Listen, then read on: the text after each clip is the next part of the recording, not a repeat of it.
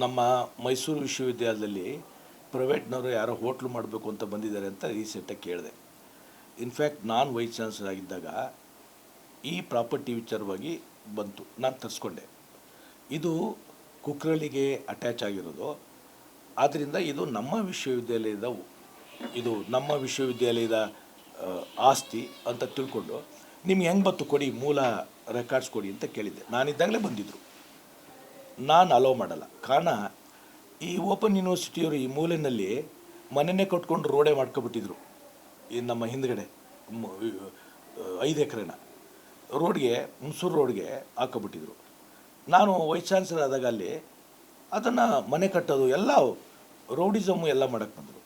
ಕೊಡಿ ನಾನು ಮೂಲ ನಕ್ಷೆನ ತೆಗೆದುಕೊಂಡು ನಾನು ಮಾಡಿದಾಗ ಅದು ಅವರು ಫೇಕು RTC ಮಾಡಿಸ್ಕೊಂಡಿದ್ದಾರೆ ಅಂತೇಳಿ ಅವ್ರನ್ನ ನಾನು ಕಂಪ್ಲೇಂಟ್ ಮಾಡಿ ಕಳಿಸ್ದೆ, ತಗೊಂಡೆ.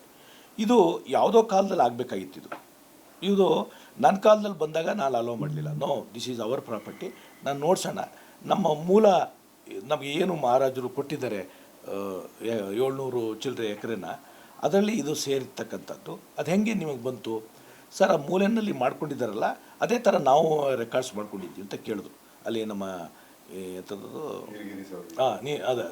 ಅದೇ ಥರ ಅವ್ರು ಭಾಳ ಕಾಲದಿಂದ ಈ ಯೂನಿವರ್ಸಿಟಿ ಹುಟ್ಟಾಗಲೇ ಅವ್ರು ತೊಗೊಂಡ್ಬಿಟ್ಟು ಅದನ್ನು ಹಾಕೊಂಡ್ಬಿಟ್ಟಿದ್ರು. ಅದು ಅದೇ ಥರ ಸರ್ ನಮ್ಮದು ರೆಕಾರ್ಡ್ ಇರೋದು ಅಂತ ಕೇಳ್ಕೊಂಡ್ರು. ನೋಡಪ್ಪ, as long as I am here, it is the property of the university of Mysuru, I want all ಅಂತ ಹೇಳಿಬಿಟ್ಟೆ. ನನ್ನ ಕಾಲದಲ್ಲಿ ಅವರು ಬರಲೇ ಇಲ್ಲ.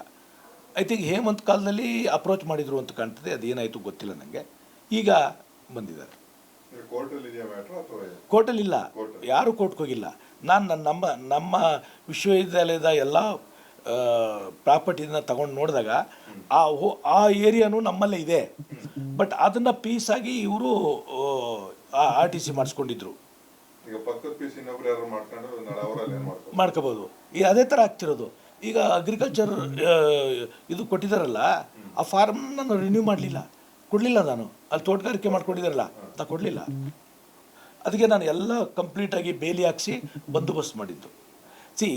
ನೀವು ಅವ್ರನ್ನ ರಿಜಿಸ್ಟರ್ ಮಾಡೋ ಇದಿಲ್ಲ ಅಂತಂದರೆ ದಿನ ಒಂದೊಂದು ಮೂಲೆಯಲ್ಲಿ ಬಂದೇ ಬರ್ತಾರೆ ಜನ, ಆಕ್ಯುಪೈ ಮಾಡ್ಕೊಳ್ತಾರೆ. ನಾನು ಅದನ್ನೂ ಹೇಳಲ್ಲ. ಅವ್ರ ಹೆಸರಿಗೆ ರೆಕಾರ್ಡ್ ಮಾಡಿಸ್ಕೊಂಡಿದ್ದಾರೆ. ಯೂನಿವರ್ಸಿಟಿನಲ್ಲಿ ಹೋಲ್ ಲ್ಯಾಂಡಲ್ಲಿ ಇದು ಎಲ್ಲಿ ಬರ್ತಿದೆ, ಇದು ಯಾವ ಥರ ಮಾಡಿದ್ರು ಅನ್ನೋದನ್ನ ಡೀಟೇಲಾಗಿ ನಾನು ಆವಾಗಲೇ ಇನ್ವೆಸ್ಟಿಗೇಷನ್ಗೆ ಹಾಕಿದ್ದೆ. ಹೌದು, ಇಶ್ಯೂ ರೈಸ್ ಮಾಡಬೇಕು. Concerned assistant commissioner taluk office ಕೊಟ್ಟು ಮೂಲ ನಕ್ಷೆನ ತೆಗೆದುಕೊಂಡು ಮಾರಣಿಯವರು ಎಷ್ಟು ಕೊಟ್ಟಿದ್ರು, ಅದರಲ್ಲಿ ಏನಿದೆ, ಇದು ಹೆಂಗೆ, ಇದು ಯಾವ ಕಡೆ ಹೋಯಿತು, ಯಾರು ಸೈನ್ ಮಾಡಿಕೊಟ್ಟಿರೋರು, ಅದನ್ನೆಲ್ಲ ಪರೀಕ್ಷೆ ಮಾಡಬೇಕು.